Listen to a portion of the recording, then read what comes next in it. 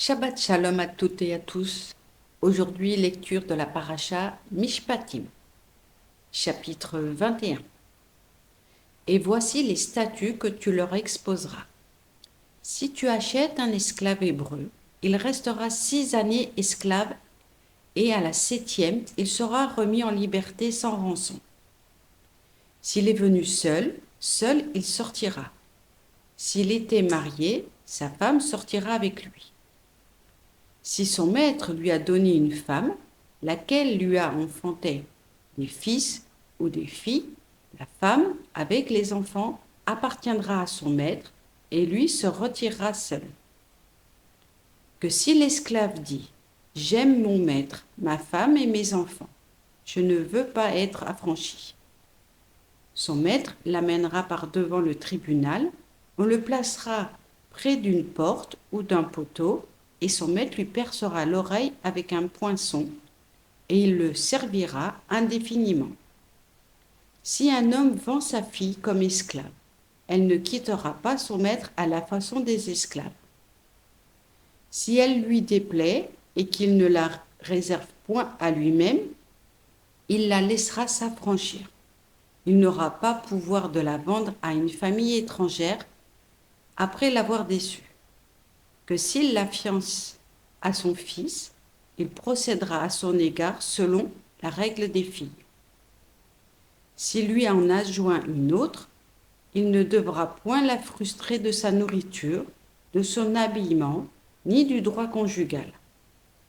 Et s'il ne procède pas à son égard de l'une de ces 3 manières, elle se retirera gratuitement, sans rançon. Celui qui frappe un homme et le fait mourir sera puni de mort.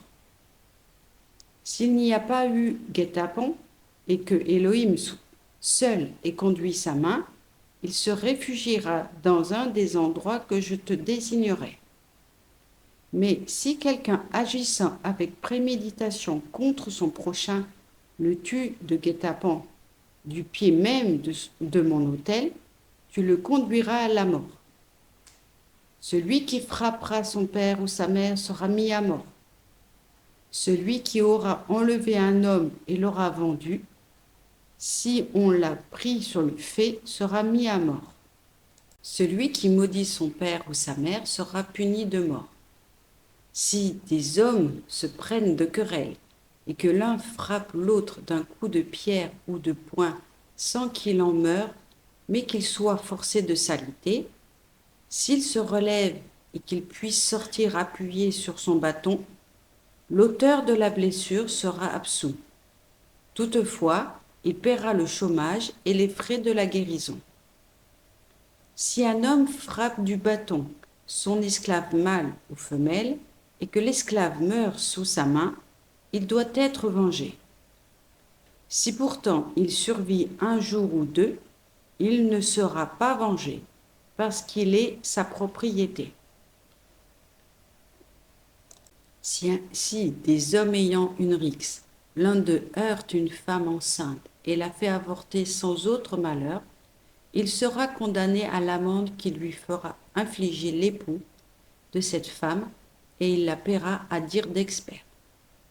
Mais si un malheur s'ensuit, tu feras payer corps pour corps, œil pour œil, dent pour dent, main pour main, pied pour pied, brûlure pour brûlure, plaie pour plaie, contusion pour contusion.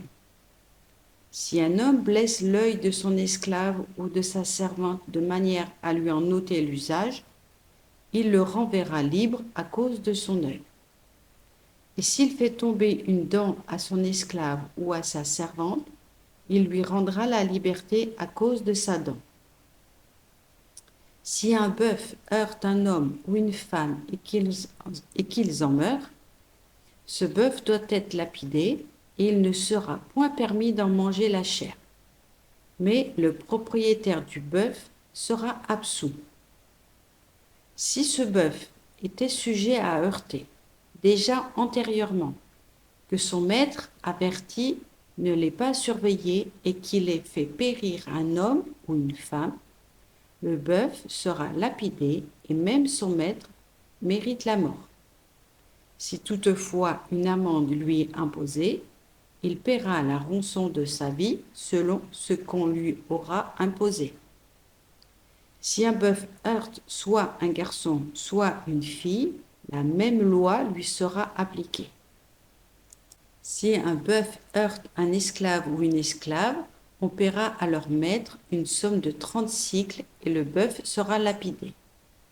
Si quelqu'un découvre une citerne, ou si, en ayant creusé une, il ne la couvre point et qu'un bœuf ou un âne y tombe, le propriétaire de la citerne doit payer. Il remboursera la valeur au maître et l'animal mort lui restera. Si le bœuf appartenant à un homme blesse celui d'un autre et le fait périr, on vendra le bœuf vivant, ils s'en partageront le prix et partageront aussi le bœuf mort. Mais si notoirement ce bœuf a déjà heurté à plusieurs reprises et que son maître ne l'ait pas surveillé, il devra restituer le bœuf pour bœuf et le bœuf tué lui restera. Si quelqu'un dérobe un bœuf ou une brebis, puis égorge ou vend l'animal, il donnera 5 pièces de gros bétail en paiement du bœuf, 4 de menu bétail pour la brebis.